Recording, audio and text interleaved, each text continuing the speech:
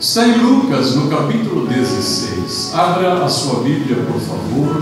Lucas, capítulo 16. Abra seu iPhone, seu tablet, sua Bíblia física.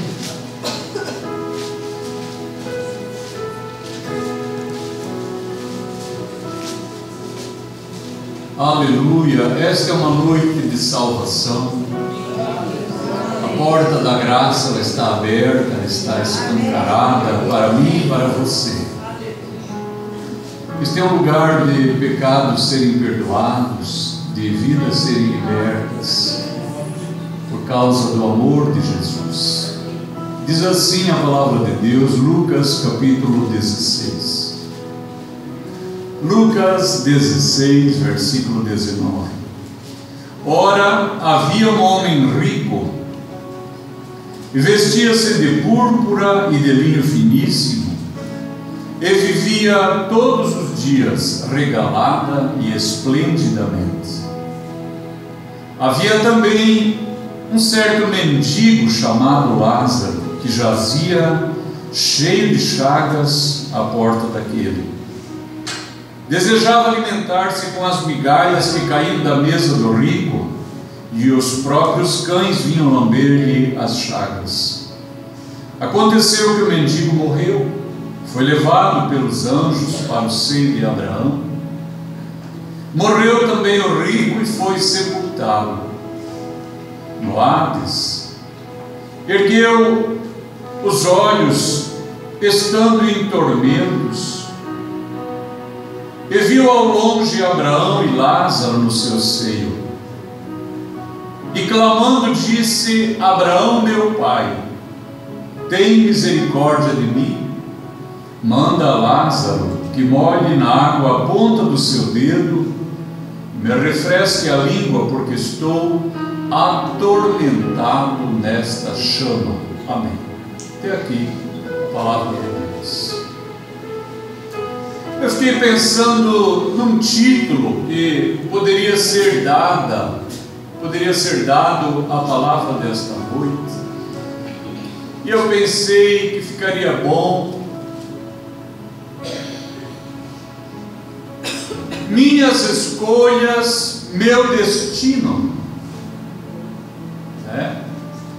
Agora, falando de uma perspectiva espiritual, minha escolha, meu destino. Vamos repetir, diga junto comigo: minha escolha, meu destino. E agora diga para alguém: sua escolha, seu destino.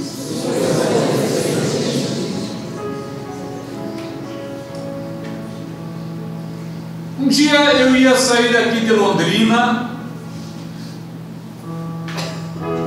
e eu precisei que o presbítero Lugero me levasse lá à rodoviária.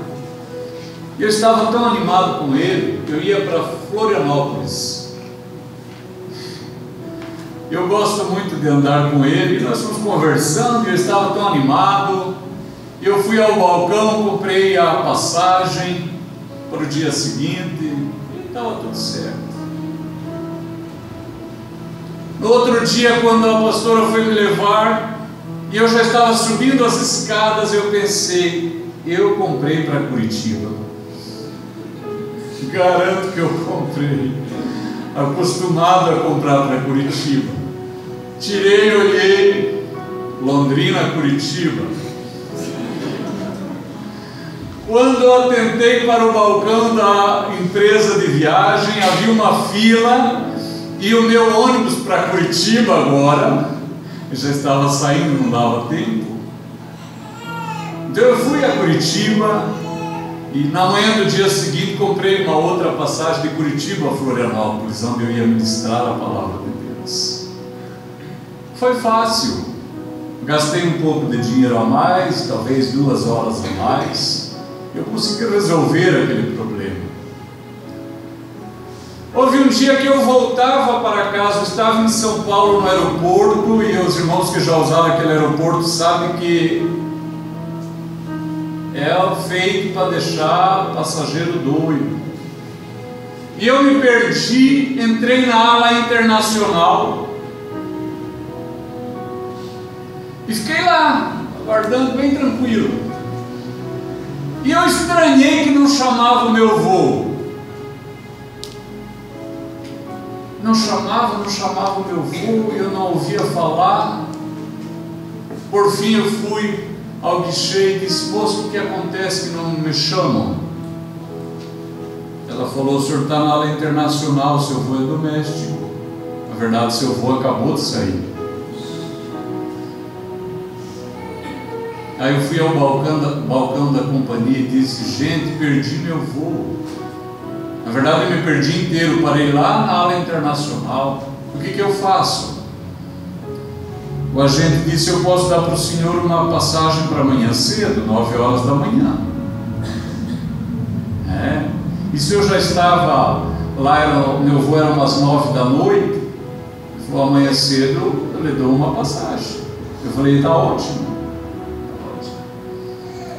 Peguei a minha passagem, nova passagem, fui na capela que tem lá, li a Bíblia, fiz uma oração, e quando se aproximava da meia-noite, eu observei que há uns puffs lá, umas pequenas poltronas, e eu pensei assim: em 6:10 eu durmo bem.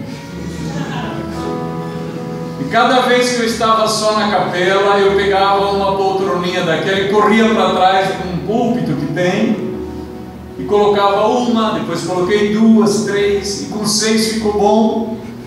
E aí tirei meu paletó, me cobri, e quando eu estava querendo dormir, eu ouvi que alguém veio e chaveou a capela.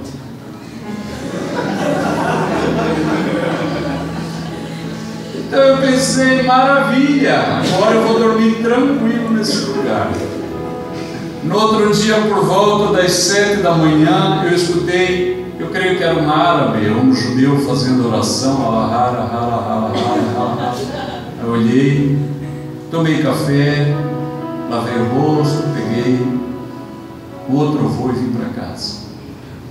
Irmãos, existem tomadas de decisão que elas podem ser corrigidas. Dá tempo de você fazer um acerto. E eventualmente, mesmo não sendo possível corrigir o seu destino, as consequências, elas são estanques, elas têm um limite, um tempo para afetar a sua vida, depois elas cessarão. O Senhor Jesus, irmãos, Ele chama a atenção para um tema terrível. Os irmãos não precisam abrir, eu quero que os irmãos estejam sossegados, deixe o Espírito de Deus falar, mas eu quero só ler. Preste bem atenção, só ouça. Mateus 13, no verso 3, diz assim: falou-lhe de muitas coisas por parábolas. O próprio texto diz que aquilo que o Senhor falará em seguida é uma parábola.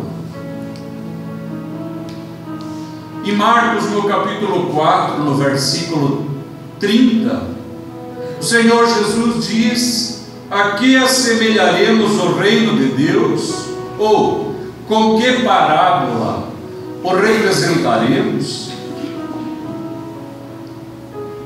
A parábola é uma comparação, uma metáfora, uma analogia. A parábola, ela pode ser uma história verdadeira ou inventada, mas o propósito é ensinar uma verdade. Agora, diferente das outras ocasiões em que a própria Bíblia diz que aquilo que o Senhor falará é uma parábola, nesse texto de Lucas 16 não diz isso. Aqui nós temos uma história real, uma história concreta. Ainda que algumas Bíblias tragam o título, como a minha, a parábola do rico e Lázaro. Isso aqui é um título agregado depois, facilita a localização, cumpre um propósito, mas não é a palavra de Deus. A palavra de Deus é que havia um homem rico. Os irmãos vão observar que nas parábolas não se contam o nome das pessoas, e aqui Jesus conta o nome da pessoa que foi salva, e da que foi para o inferno Jesus não conta. Observem, queridos irmãos, quando acontece o funeral de uma pessoa que servia a Jesus, a igreja inteira chora e regozija, chora e alegra, porque sabe que tombou mais um valente, um soldado das milícias do reino de Deus. Há uma alegria de que aquela pessoa chegou ao último dia com firmeza.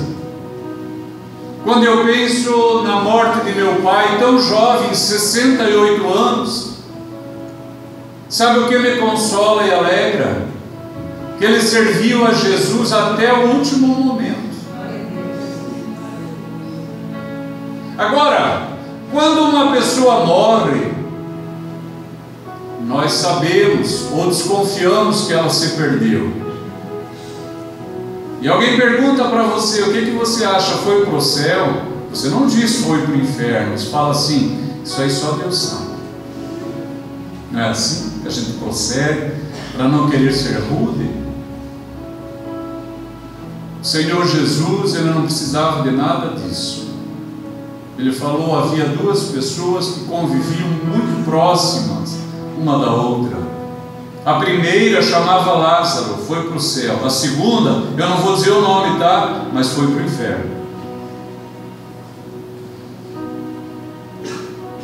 Há um pensamento de que quando a pessoa deixa essa vida, ela apaga, ela silencia. E se você tomar isoladamente alguns trechos das Escrituras, você mesmo poderá fundamentar a ideia de que depois que a pessoa deixa essa vida, cessam as suas obras. Mas cessam para quem? Para nós. Para nós cessam.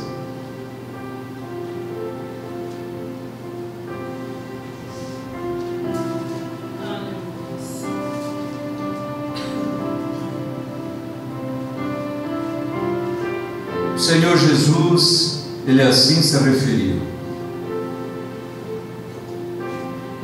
e que os mortos hão de ressuscitar, também o mostrou Moisés junto da sarça, quando chama ao Senhor Deus de Abraão,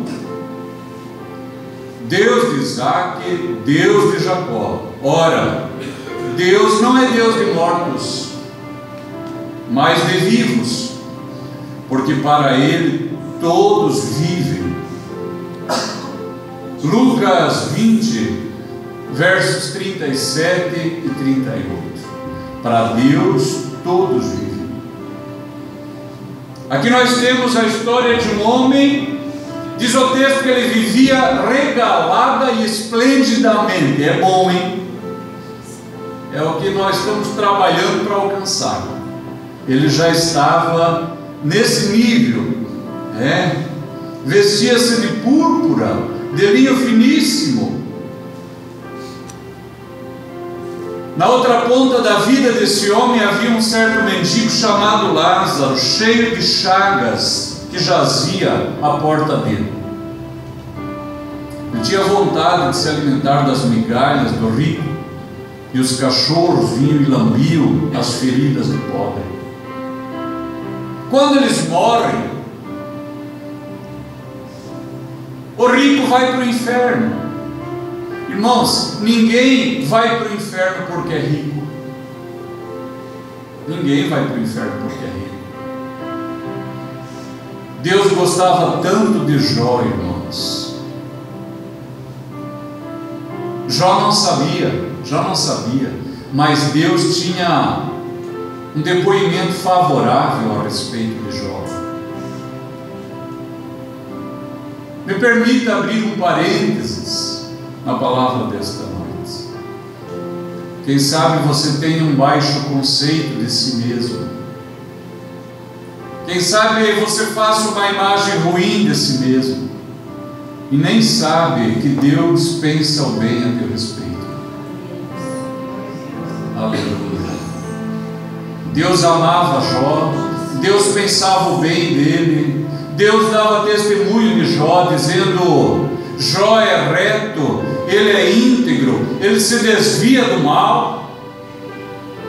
Eu acredito em Jó a tal ponto de crer que ainda que Satanás se levante contra ele e o fira sem causa, ele não me negará. Aleluia. Eu tenho certeza que Deus, Ele olha para algumas pessoas aqui, e eu gostaria muito de ser contado entre essas pessoas, a respeito de quem Deus diga uma palavra positiva. Aleluia. Entretanto, Jó era o homem mais rico do Oriente. Jó era a pessoa mais rica de todo o Oriente. Quem sabe alguém querendo pelo menos ser rico. Jó não era somente rico. O seu gado era 7.000 ovelhas, 3.000 camelos, 500 juntas de boi, 500 jumentas. Era muita gente ao seu serviço, de maneira que este homem era maior do que todos os do Oriente. E Deus amava Jó. Poderíamos falar de tantas pessoas ricas, mas vamos lembrar somente de Davi, um homem tão rico, que quando chegava o tempo da sua morte, ele disse para seu filho Salomão: eu estou deixando para você 100 toneladas de ouro, 200 toneladas de prata. E a Bíblia diz que ele era um homem segundo o coração de Deus. Não há mal nenhum em ser rico. Pelo contrário, pode ser um sinal de bênção. A Escritura diz que a bênção de Deus enriquece e não acrescenta dores. Aleluia. Então sabemos que esse homem, ele não foi para o inferno porque era rico, mas com certeza ele não servia a Deus. A palavra de Deus exorta a pessoa que é rica, mas que não é rica para Deus. Como que sabemos que ele não era rico com Deus? Porque ele desprezava o pobre que estava na porta da sua casa. Ele podia ter ajudado aquele homem, alimentado, ele poderia ter curado as chagas daquele homem. E quando ele vai para o inferno, diferente do que alguém pensa, que cessa tudo, apagam-se as luzes, desaparece o entendimento, ele se acha no Hades, ou Seol, o lugar da habitação da alma dos mortos. De um lado estão os perdidos, de outro lado estão os salvos, todos no mesmo ambiente espiritual. E o versículo 26 diz que entre eles há um abismo. Não era possível que um passasse para o outro lado. E ele olha e ele consegue reconhecer Lázaro lá do outro lado. E ele diz: Pai Abraão. É um tipo, é um símbolo da presença de Deus. É como se ele dissesse: Senhor, manda que Lázaro molhe o dedo na água e me refresque a língua. Eu estou atormentado nesta chama.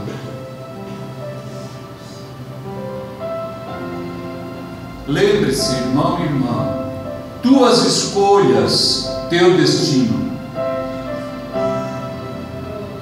Aleluia. Esse é um lugar maravilhoso nesta noite, porque nós podemos escolher.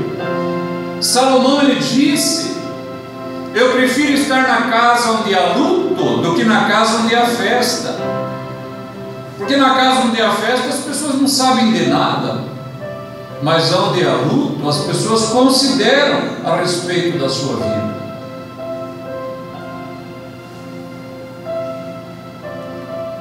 Diferente do que se pensa, ele enxergava, ele falava, ele ouvia, ele tinha paladar, todos os sentidos estavam tão ativos quanto antes. O Senhor disse: não é possível, mesmo que quisesse, há um abismo que separam os que estão de um lado daqueles que estão do outro. Não é possível passar daqui para lá, nem de lá para cá. Há muitas seitas que falam sobre a reencarnação, que a pessoa depois dessa vida, ela reencarna e aparece em outra existência. Algumas acreditam que será um novo ser humano, mas há outras que pensam que pode voltar como um animal, como uma planta. Mas a palavra de Deus diz aos Hebreus no capítulo 9, versículo 27, que depois desta morte só resta o juízo. Não tem reencarnação, é só juízo. Quando ele percebe que não será atendido, ele diz assim: Pai Abraão, eu rogo então que o mandes à casa de meu pai. Eu tenho 5 irmãos. Eu rogo, manda Lázaro lá na casa de meu pai. Eu tenho 5 irmãos e eu não quero que eles venham para este lugar de tormento. Note que ele tinha preservada toda a sua capacidade cognitiva, de compreensão. Todas as suas faculdades mentais estavam intactas. E ele entendeu: a vida que eu vivi me trouxe para esse lugar. Meus irmãos estão vivendo da mesma maneira que eu sempre vivi. Estão todos vindo para este lugar. Eu quero fazer uma pergunta para o Senhor, para a Senhora. A sua família, seus filhos, podem seguir os teus passos? Você está indo para o céu ou para o inferno?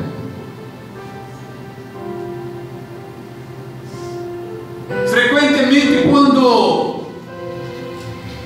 questionado sobre essa pergunta, há quem diga: ninguém pode ter certeza da salvação da sua alma. Ninguém pode ter certeza. Não é à toa que a Escritura diz: seja Deus verdadeiro, todo homem mentiroso.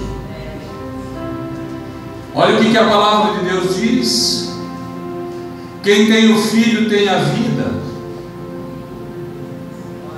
Quem não tem o Filho de Deus não tem a vida.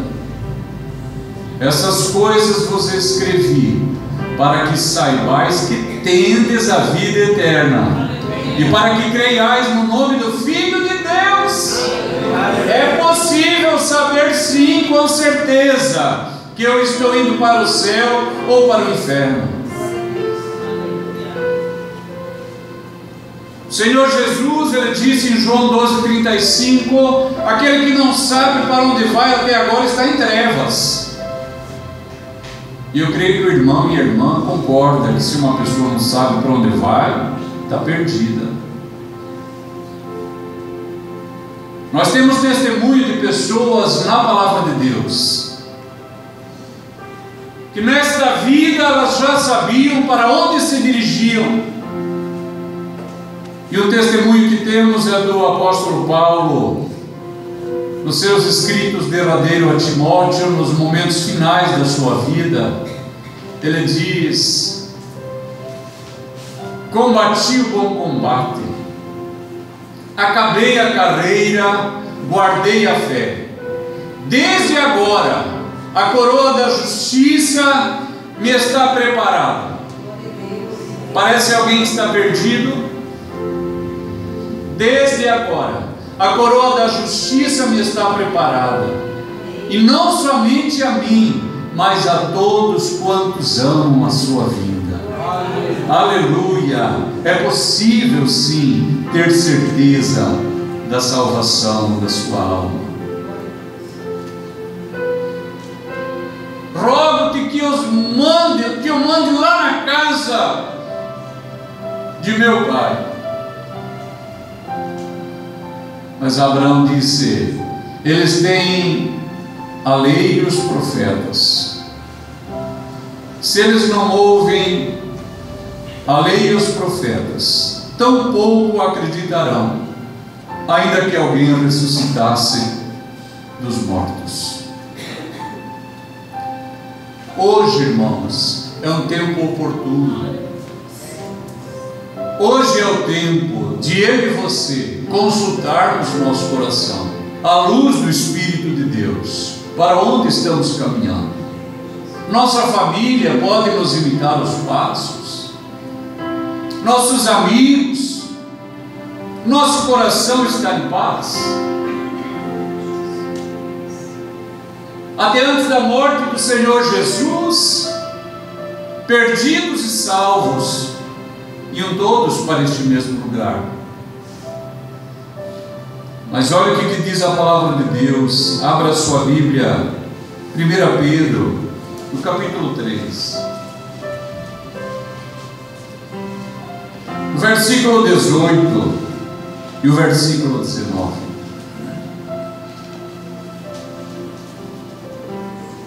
1 Pedro capítulo 3, verso 18, diz assim a palavra de Deus: porque também Cristo padeceu uma vez pelos pecados, o justo pelos injustos, para levar-nos a Deus, mortificado na verdade e na carne, mas vivificado pelo Espírito, no qual também foi e pregou aos espíritos em prisão. Outra vez é trazida a nossa compreensão, a certeza de que quando alguém morre, apenas separa-se deste corpo, e por um tempo, porque haverá um dia em que viremos buscar inclusive o nosso corpo. A morte é tão somente a separação do nosso espírito desse corpo. O Senhor Jesus, diz o texto, ele estava mortificado na carne, mas vivificado em espírito, foi e pregou aos espíritos em prisão. Cada vez que eu olho para esta escritura, eu penso no terror dos contemporâneos de Noé, que zombaram de Noé. Quem sabe alguém zombe de você, da sua fé? Quando alguém zombar da sua fé, diga: você pode zombar de mim, e eu sei que parece estranho, mas eu não estou perdido, eu sei para onde estou indo. Aleluia. Agora imagine os contemporâneos de Noé no inferno, e aparece o Senhor da igreja naquele lugar.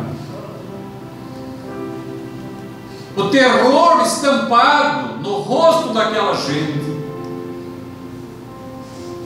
Aqueles que zombaram de Abraão e da sua fé, aqueles que zombaram dos profetas, e agora eles descobrem que é real.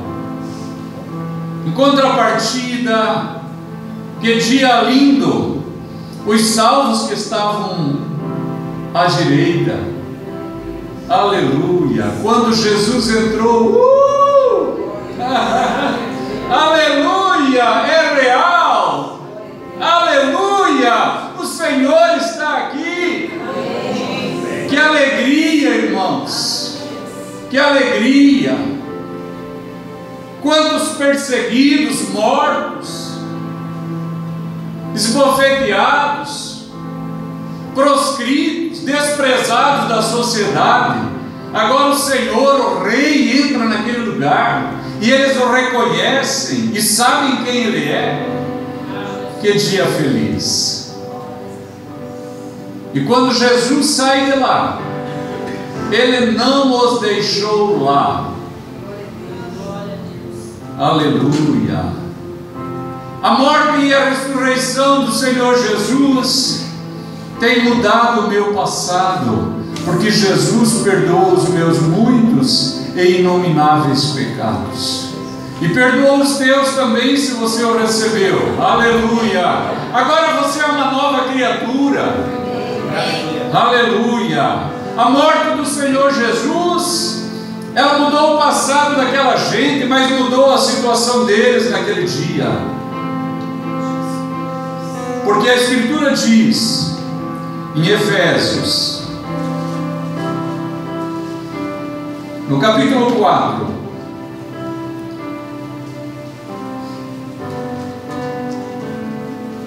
no versículo 7, Efésios capítulo 4, versículo 7, diz assim a palavra de Deus: mas a graça foi dada a cada um de nós, segundo a medida do dom de Cristo. Pelo que diz, preste bem atenção no que você vai ler: subindo ao alto, levou cativo o cativeiro e deu dons aos homens. Nós não lemos em 1 Pedro que ele desceu e pregou aos espíritos em prisão? Aqui diz que ele, subindo ao alto, levou cativo o cativeiro, deu dons aos homens. Esses dias um moço disse para mim: pastor, eu fico meio constrangido na igreja, porque eu pulo, eu rodopio, sou batizado com o Espírito Santo. Eu falei: eu também sou, filho. Então nós estamos tudo junto aqui. Pode pular, pode falar em língua, pode profetizar. Amém. Jesus, subindo ao alto, levou cativo o cativeiro, os salvos. Aleluia! Que dia lindo, que dia maravilhoso. E enquanto sobe, dá dons aos homens. Aleluia! E diz assim: ora isto, ele subiu, versículo 9, que é senão que também antes tinha descido às partes mais baixas da terra. Aleluia! Que obra linda do nosso Deus. E no capítulo 6 de Apocalipse, nós vemos agora um cenário novo. Já não tem mais salvos no inferno, não tem salvo no Hades, não tem salvo no céu. Agora mudou a condição. Diz assim Apocalipse 6:9: e havendo aberto o quinto selo, vi debaixo do altar as almas dos que foram mortos por amor da palavra de Deus e por amor do testemunho que deram, e clamavam com grande voz, dizendo: até quando, ó verdadeiro e santo dominador, não julgas e vingas o nosso sangue dos que habitam sobre a terra? Amém. O rico perdido, ele não perdeu as suas faculdades mentais, nem a capacidade de ver, os sentidos estavam intactos. Agora nós vemos pessoas no paraíso, e elas também, elas se lembram da terra, e elas falam e elas ouvem. Aleluia! Para onde você está indo? Aonde você passará a eternidade? Da onde você não sairá? Eu cometi 2 erros nas minhas viagens, 2 que eu contei, mas eu tive tempo de repará-los. Mas quando deixarmos esta vida, a nossa escolha é para toda a eternidade.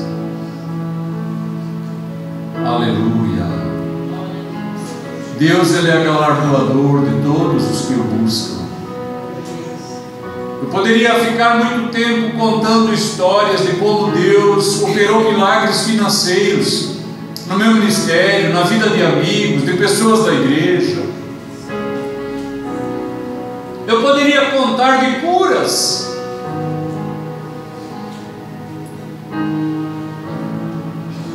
Eu poderia falar de curas, do que Jesus fez em mim, do que Jesus fez através de mim. Tudo isso é maravilhoso, mas o Senhor diz: o que aproveitará o homem se ele ganhar o mundo e perder a salvação da sua alma? Ainda que eu conquistasse tudo que é possível conquistar nessa vida, qual seria de fato o meu ganho se ao final eu fosse lançado ao inferno? Aleluia! Mas Deus, que é bom, Ele abençoa a nossa vida aqui, amém, queridos? Abençoa. Aleluia! Deus é um Deus abençoador e ainda nos garante a eternidade com Ele. Aleluia. Haverá um dia, irmãos, que nós estaremos para sempre com o Senhor. Quem está no inferno hoje, irmãos, essa pessoa ainda não está no lago de fogo. Essa pessoa, ela será remetida para o trono branco, onde todas as suas obras serão julgadas. Absolutamente todas as suas obras serão julgadas. Apenas para que não diga que Deus é injusto, porque qual de nós, quando pecamos, não sabemos que pecamos? E assim aqueles que agora estão no paraíso de Deus ainda não desfrutam a plenitude das bênçãos de Deus, porque como se fosse pouca a salvação, nós ainda passaremos pelo tribunal de Cristo e vamos receber um galardão segundo as nossas obras. Que dia maravilhoso, quando o Senhor disser para mim e para você: entra, bendito de meu Pai, possui por herança o reino que você está preparado desde antes da fundação do mundo. Aleluia. Fique em pé, igreja linda. Aleluia. Eu convido você a orar nesse momento, porque há uma batalha travada e ela vai se intensificar nesta noite, quando a porta da graça está aberta. E eu quero abrir uma oportunidade. Haveria uma pessoa nesta noite que não tem certeza da salvação da sua alma, e há uma dúvida no seu coração quanto à eternidade, e gostaria que essa fosse a sua noite. Houve um dia para mim, querido, eu não nasci pastor, e mesmo tendo nascido salvo, porque eu fui criado em Deus, um dia eu virei as costas para Deus. Mas numa manhã, aleluia, o sumo pastor e bispo das nossas almas pegou seu cajado e me trouxe de volta, e eu sou muito feliz. Aleluia. Haveria alguém nesta noite para responder positivamente a Jesus e dizer: eu quero entregar a minha vida para Cristo? Venha para frente. Almoço aqui na frente, ou alguns. Aleluia. Há mais uma jovem, essa minha. A igreja esteja em oração. Ainda que milagres financeiros, milagres de cura, sejam maravilhosos. O maior milagre é aquele que Jesus operou em mim. Aleluia. Alguém gostaria de aceitar Cristo nesta noite como seu Salvador? Aleluia.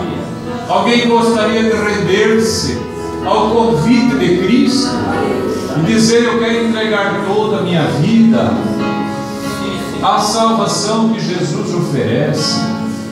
Quero que Ele seja Salvador e Senhor da minha alma. Esta é uma noite única, uma noite especial. Aleluia. Eu quero pedir gentilmente, se for possível, vocês que vieram à frente, ajoelhem, como que dizendo: eu me ajoelho a Cristo Senhor. Aleluia. Nós vamos orar por vocês. Faça isso, ajoelhe-se onde você estiver, se você pode. Se o sol se ilumina, noite chega, tu és quem me guia. Se a tempestade me alcançar,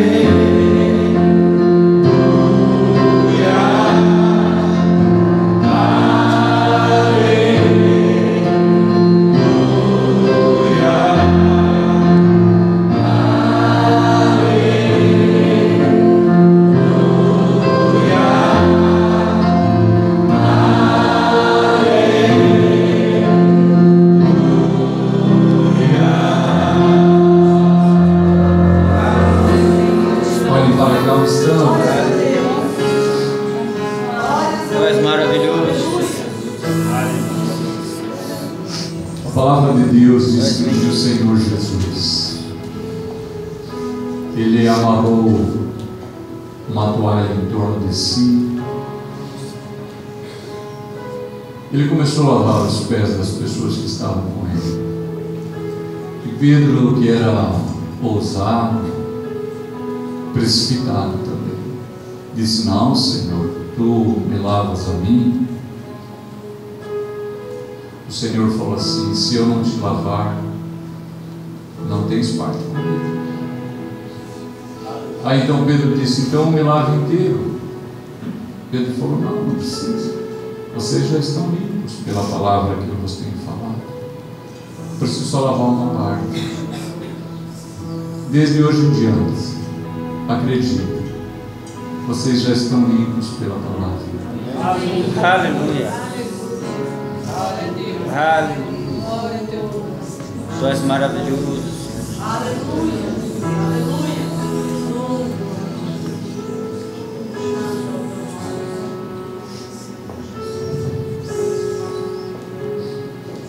E o nome de vocês também consta no livro da vida. Aleluia. Tu és bendito, Senhor Jesus. Infelizmente, às vezes vocês vão pecar, às vezes vocês vão, assim como eu pego, às vezes, infelizmente, irmãos.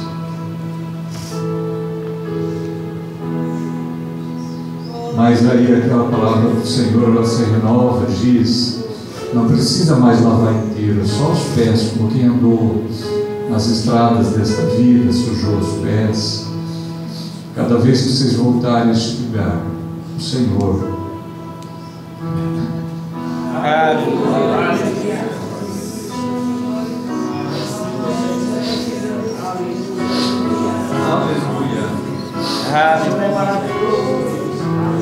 És bendito, Senhor Jesus. O Senhor limpará aquelas áreas da vida de vocês que eventualmente foram afetadas pelos erros desta vida.